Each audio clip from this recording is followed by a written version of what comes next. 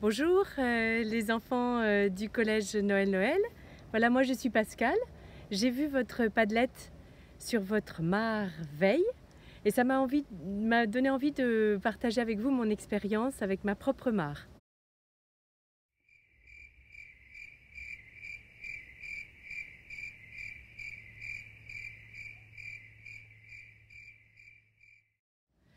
Donc la mare de ma maison, elle servait d'abreuvoir.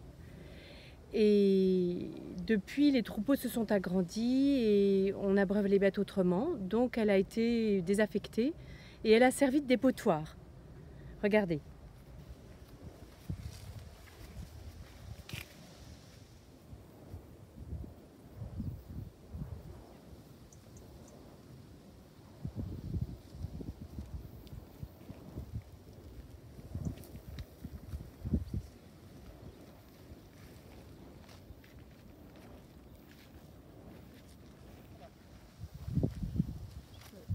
Regardez, j'ai trouvé des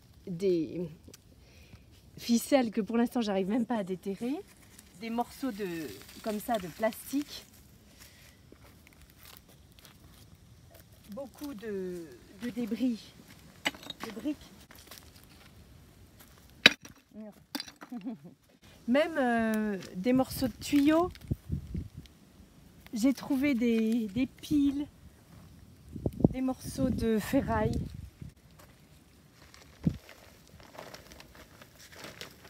Pas toujours facile à dégager. Mais petit à petit, j'y arrive. Et même des tessons de bouteilles. Ça vous étonne peut-être de voir qu'elle est toute sèche, mais c'est comme ça qu'elle est chaque été. Alors en fait, si cette mare ça sèche chaque été, c'est tout à fait normal. Ça survient chaque année et l'écologie autour de la mare est habituée à ça. Les insectes, les grenouilles se débrouillent. Et donc elle a été creusée dans la glaise. C'est la glaise qui retenait l'eau. Alors la glaise, en fait, c'est ça. C'est là-dessus que la mare, c'était ça qui fait le fond de la mare, c'est aussi ce qui sert à faire des poteries. Voilà, et ça retient l'eau.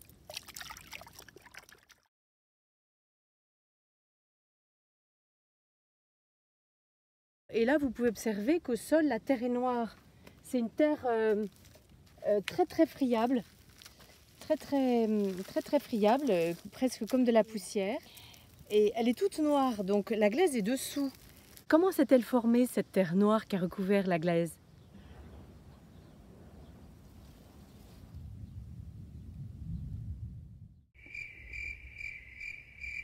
Alors, en dégageant les ronces, j'ai découvert que la majorité des arbustes autour de la mare, c'était ça.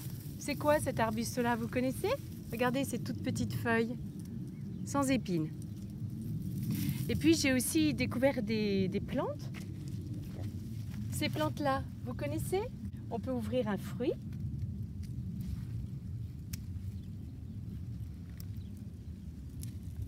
C'est comme ça à l'intérieur. Mais c'est quoi tout ça alors ? Qu'est-ce que ça peut être ? Ben, ça m'intéresserait que vous me disiez, vous identifiez cette plante.